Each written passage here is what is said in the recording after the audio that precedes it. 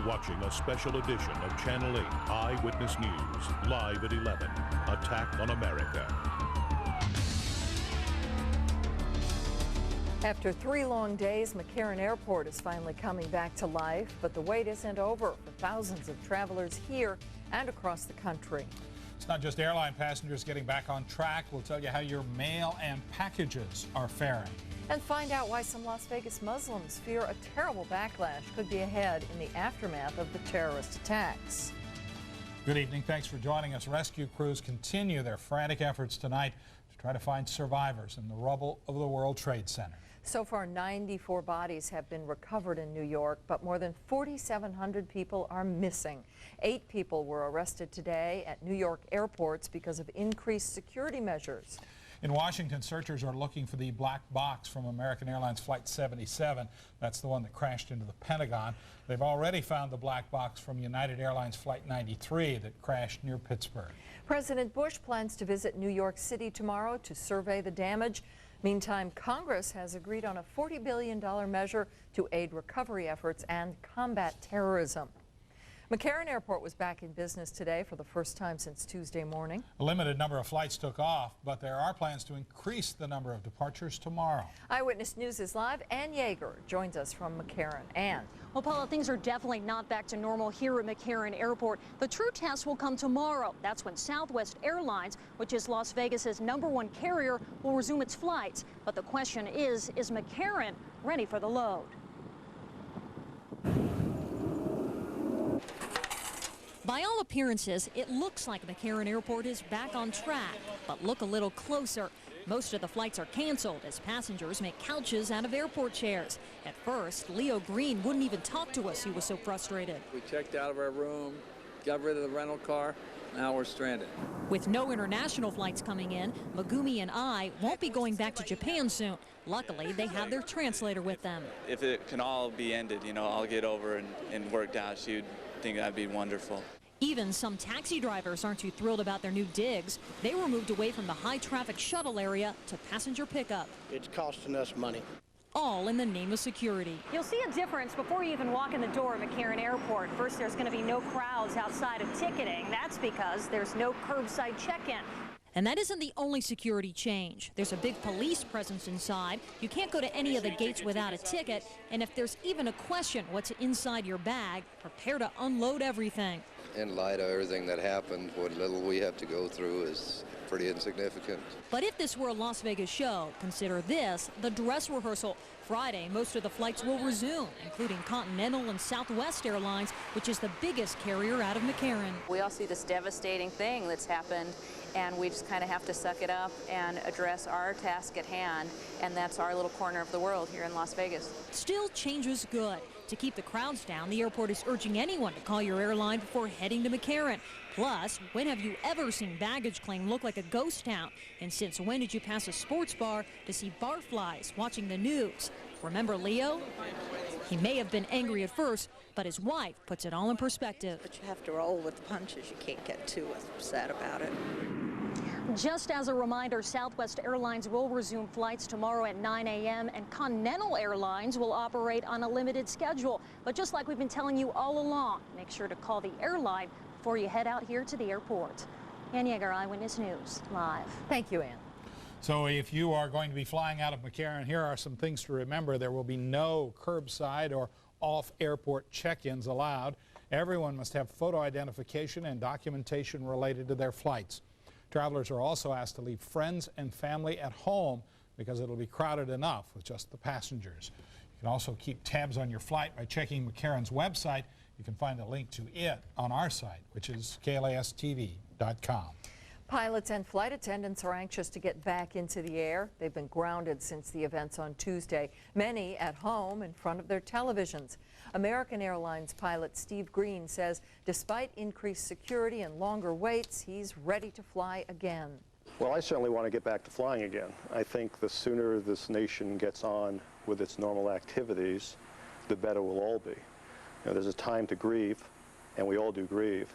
There's also a time to get on. This afternoon, a group of flight attendants with United Airlines gathered at Sunset Park They joined to share stories and show support for the lives lost in the terrorist attack. United Airlines says 238 of its flight attendants live in Las Vegas. Some say they won't return to work, but the majority we spoke with said they're ready to go back. Last 48 hours have been a nightmare for stranded travelers trying to return home. Tonight, though, efforts are continuing to ensure that the mail makes it through as well. Eyewitness News is live with Carol Wilkinson. She joins us from the Greyhound bus station. Carol. Well, Paula and Gary, in addition to the increasing numbers of people who are trying to get from point A to point B, the folks at Greyhound Package Express also tell us that they've been swamped with customers who want their mail to get through. Thousands of travelers were left stranded when the nation's airlines were grounded. But there was an increased determination on the part of the nation's delivery services that the mail would make it through. We have seen a significant increase in our GPX services as well, especially since UPS and FedEx, some of their shipping has been grounded that's normally carried by airlines. Throughout the country, U.S. Postal Service workers are taking what the service calls extraordinary measures to keep the country's mail system going. At Federal Express, the company says it launched nearly 60 aircraft carrying mail and packages once the FAA lifted its suspension of air travel. And at UPS, air operations were expected to resume immediately, with nearly all of its backlog of next-day Air Express packages delivered by Friday. Now, the U.S. Postal Service tells us that their post offices are open throughout the country and that mail delivery is going on as normally as you might expect at this critical time in our nation. However, they say that the only exceptions, though, are those portions of New York that were most severely impacted by Tuesday's events. Carol Wilkinson, Eyewitness News, live. Thank you, Carol. You might be seeing some other planes in the sky tonight, military planes. Personnel from several Air Force bases are doing training near Indian Springs. And that is resulting in some reports of black clouds, flares, and what sounds like explosions. Nellis Air Force Base officials stress this is not because of the recent attacks in this country. It is training that has been planned for months in advance. Arab and Muslim Americans in this country say they're already feeling a backlash. In western Washington state, fear of retribution against area Muslims is growing. In Linwood, a mosque was vandalized and splattered with paint. Several other mosques have been threatened. Federal and local law enforcement insists violence directed against those who practice the Muslim faith will not be tolerated. There are also concerns right here in our valley among people of Middle Eastern descent. News One's Dana Drake joins us with that story. Dana. That's right. After several threatening phone calls to local and Arab Muslim communities, some Las Vegans fear violence and retaliation could happen here.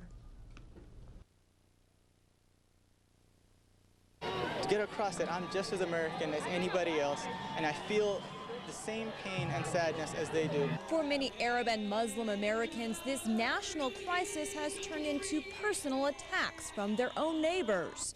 In Las Vegas, places of Islamic worship and education are receiving dozens of threatening phone calls. Some are in the line of vulgarities. A couple have been in the line of very violent threats of mutilation and so forth. So are Americans turning on some of their own because of their religion or origin? Local Muslim leaders Mustafa Yunus and Maria Katan took the issue to the airwaves with KXNT Radio's Alan Stock. And we are awake, and we are mad as hell. Some radio show callers were angry. Now I'm really pissed off. Some just had questions. Does the Quran justify the killing of infidels? If he's saying that the Quran says you can walk up, call a person an infidel, and kill him, no.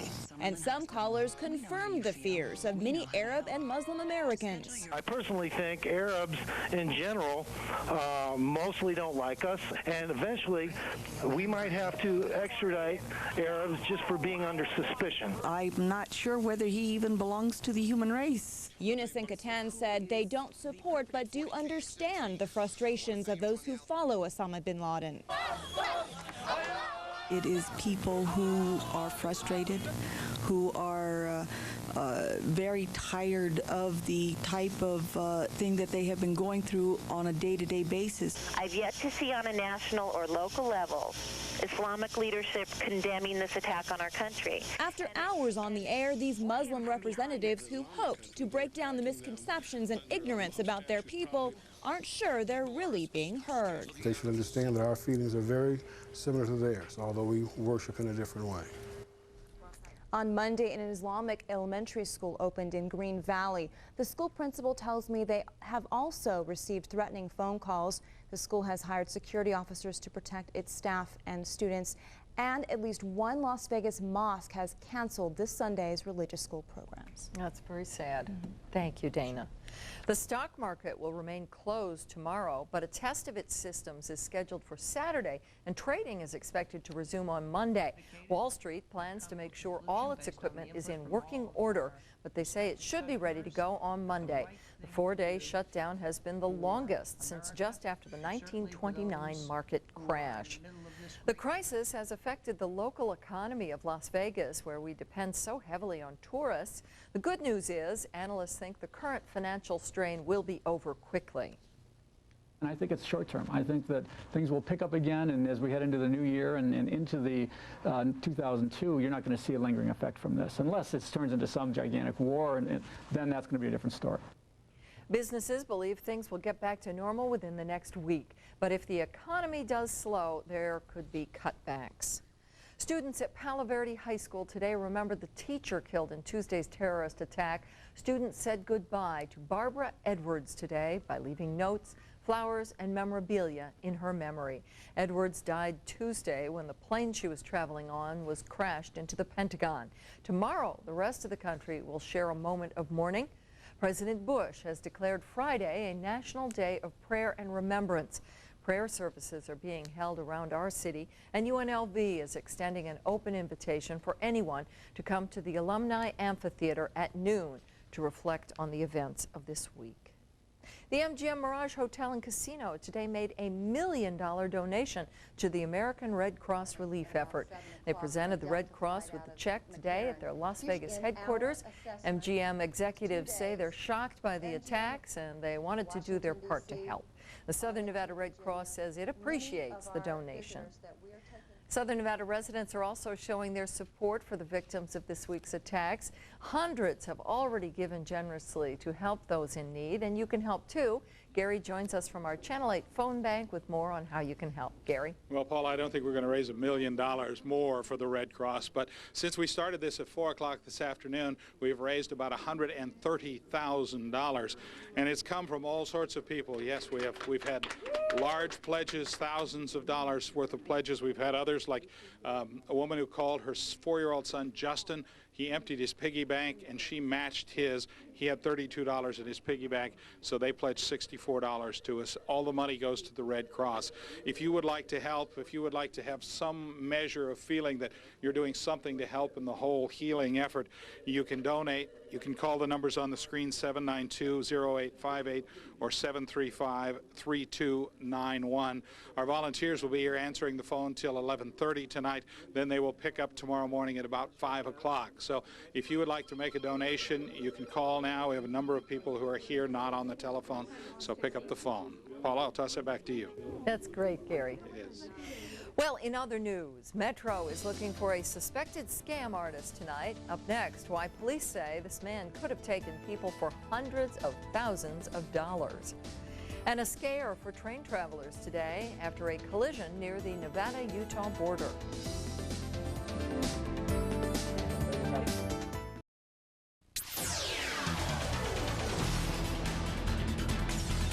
Some other news tonight. Metro intelligence detectives are on the lookout for a suspected con man who may have taken local investors for hundreds of thousands of dollars. At this point, Jihad Zaghib is wanted only for questioning.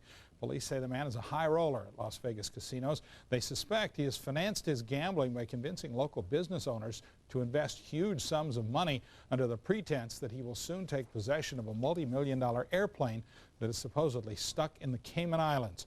Police say the airplane simply doesn't exist. Anyone with information about Zaghib is asked to call Metro Intelligence, and there's the phone number, 229-3251. Hundreds of passengers afraid to travel by plane got quite a bad experience traveling by train today. It happened this morning when an Amtrak train collided with a freight train in Wendover near the Utah-Nevada border. The Amtrak train caught fire after the collision and derailment. Investigators on the scene say it appears the eastbound Union Pacific freight train was pulling onto a side track to allow the westbound Amtrak train to pass. Fortunately, none of the 263 passengers were seriously injured. The injury is very minimal. We had one pregnant woman that was life-flighted into Salt Lake City. She's since been released. We had a couple other injuries, just precautionary. One gentleman may have had some heart problems. Many of the passengers were stranded by the airline flight ban and were taking the train home as an alternative. It's believed this was an accident and not foul play. The passengers are continuing on to their final destinations by bus now. Nevada could be one of 8 states chosen to develop a major plan to help the homeless. Governor Kenny today requested that Nevada be selected for the program. States that are chosen will send representatives to 2 forums next year to meet with federal and private policymakers. The forums will focus on eliminating barriers to homeless families with kids and how to deal with people who are chronically homeless. Las Vegas residents are continuing to show their support for the victims of this week's tragedy. Up next, we'll take you live to our phone banks again to show you how you can help make a difference.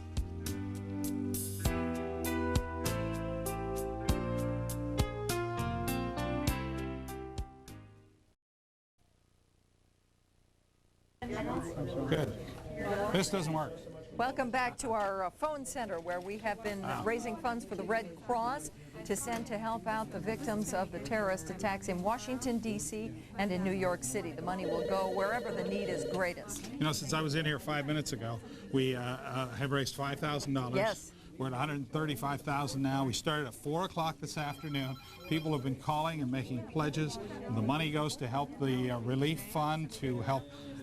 You know, the real need right now is for the firefighters and all of the volunteers in New York City at the site of the World Trade Center and all of their needs that need to be taken care of. People are so generous in Southern Nevada and all across America. I certainly hope that the people that perpetrated these attacks get wind of the way that this nation has reacted to this tragedy and this assault on our independence, our freedom, and our economy. Well, people have certainly responded here in Las Vegas. We've had a number of pledges. We've had pledges of $5,000. We've had pledges of 50 cents.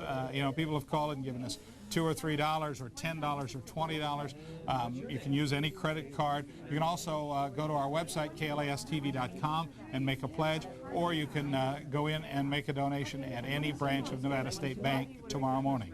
We'll be back with the rest of Eyewitness News in just a second.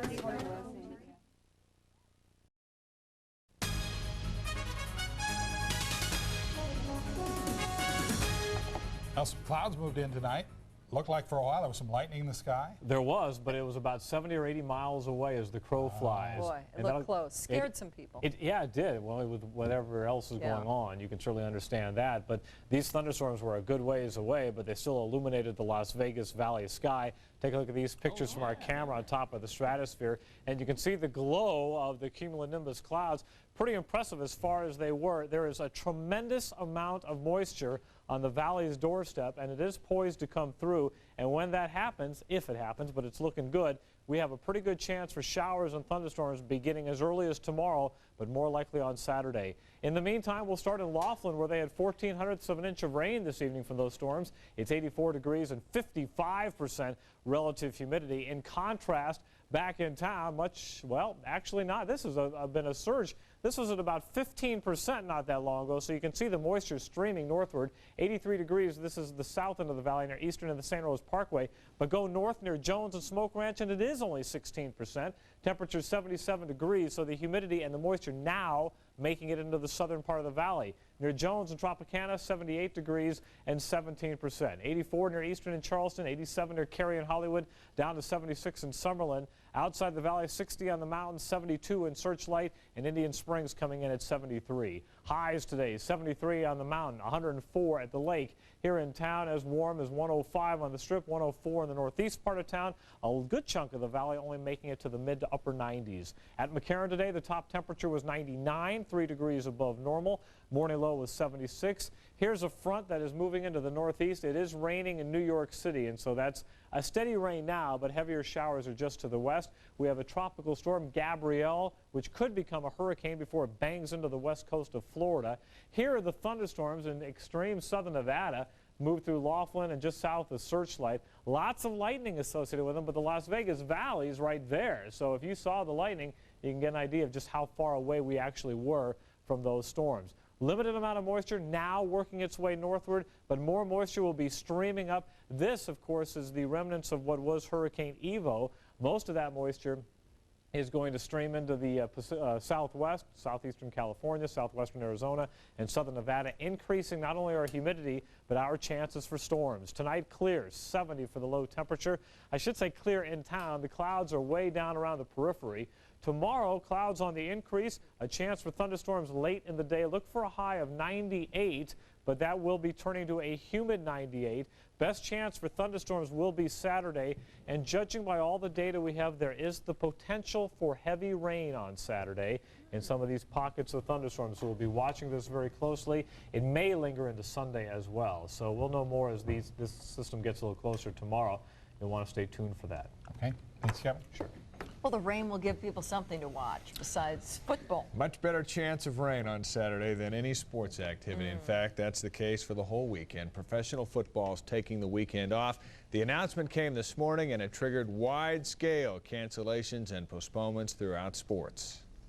From the team's perspective, there's no question in my mind that it was the right thing to do. It was the right thing to do for our football players as well as our coaches. I think it's the right move, and hopefully you know, there will be a better feeling once, you know, we come back next week, and I know we will be. I mean, it'll definitely be a lot better than, you know, what it was this week, and we'll be ready to go. One alternative would be to play this weekend's games wild card weekend and eliminate the wild card games for this year. That would enable everybody to play 16 games, but we would lose the wild card weekend. That's one option, but that hasn't been decided yet. Certainly some decisions to be made there. College football quickly followed the NFL in canceling the entire schedule. Everything else is off as well, including Major League Baseball. The Braves worked out today, but they won't be back in action until the games resume on Monday. It was widely thought that baseball would be back to work tomorrow. The more I thought about it, I couldn't rationalize starting any earlier than Monday, and Monday finally, I think you or somebody asked me the other day, when will I know? My instincts finally said to me, Monday is the day. It may seem like forever since the NCAA did UNLV a favor. We'll mark this day down because they have. The NCAA has awarded full eligibility to UNLV freshman and prize recruit Ernest Turner. Turner had missed the required test score, but he's diagnosed with a disability, and the NCAA granted him a waiver. Coach, he told me that it was bad news, and then he was like, that you're going to be able to play, and I was like, oh yeah, that's real bad news, but I was really happy. He's at least going to have an opportunity, and his career's not going to be put on hold, and I think that's the main thing. You never know what happens if a guy sits a year, and so that's from that perspective why it's good. He'll be able to practice with the idea of, hey, if I do well, I'm going to play, and so now when he makes a shot, we'll be a little bit happier about it. Turner will add more excitement to the guard line, where he'll join incoming point guard Marcus Banks. The new-look Rebels and Charlie Spoonhour will make their debut November 17th against Wisconsin. And that is a very big deal to have Turner on the UNLV roster. Good. Yeah. Thanks, Dave. You're welcome. I'll take one last look in our phone bank, show you what's going on in there. We're raising money to support the victims.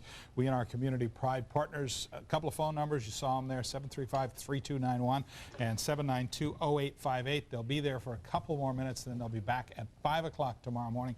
We started at 4 this afternoon in Las Vegas. You have just poured your heart out and opened your wallets. We have so far raised $140,000.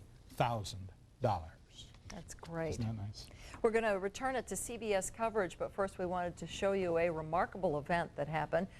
This week has shown us who some of our enemies are, but it has also shown us who America's friends are, and certainly Great Britain Numbers among those. Today, the changing of the guard played the Star-Spangled Banner for the first time in history. We leave you with that. We will see you tomorrow.